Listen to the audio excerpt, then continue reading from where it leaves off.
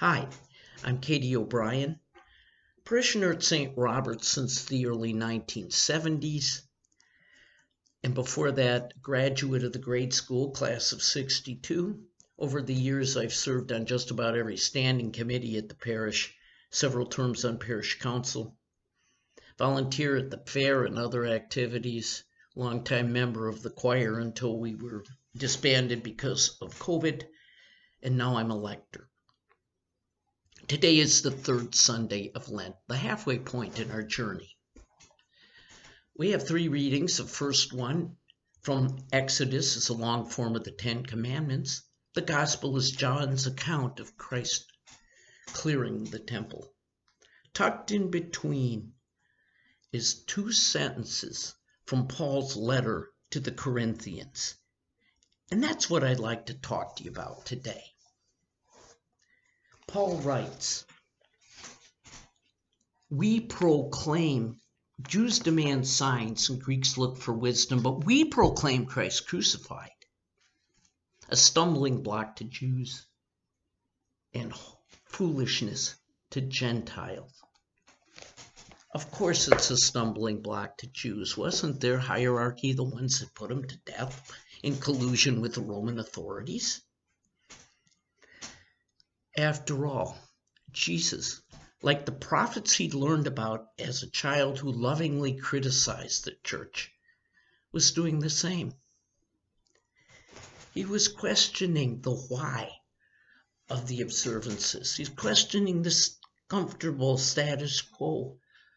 He was calling out the priests and the educated classes for their behavior. Their pompous shows of piety with no humility behind it. Their hypocrisy.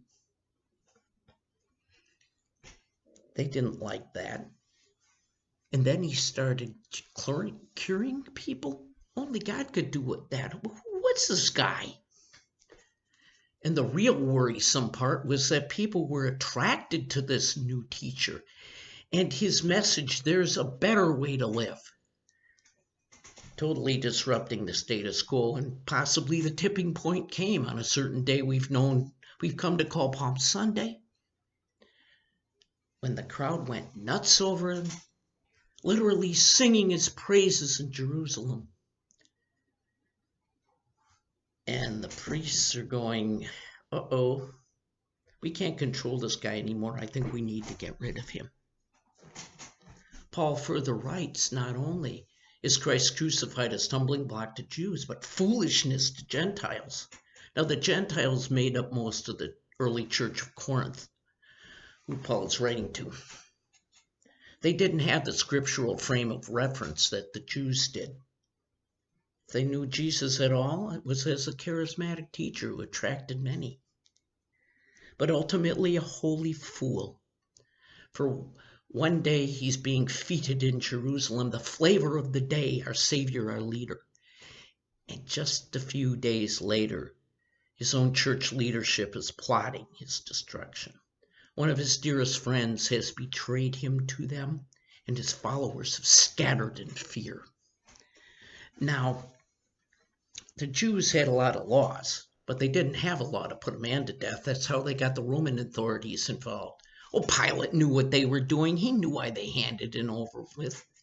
Jesus wasn't a revolutionary. He was a sincere man, deluded maybe, but no real harm, except to the pride of the ruling class.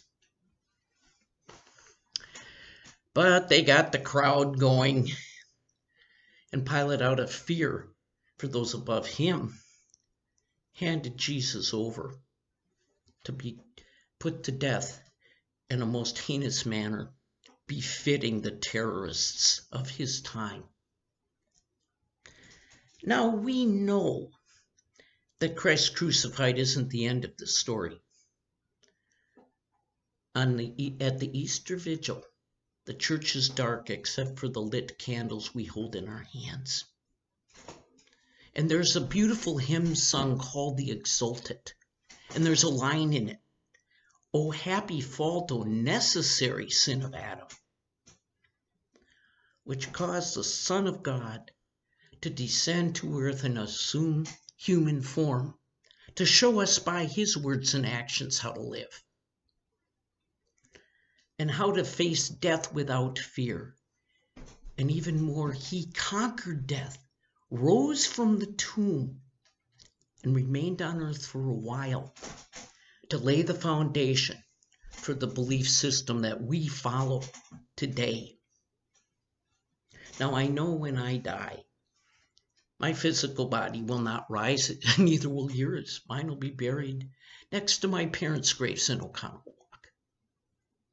But who I am, my soul, my spirit, my moral compass, how I live my life, will not be interred with my bones.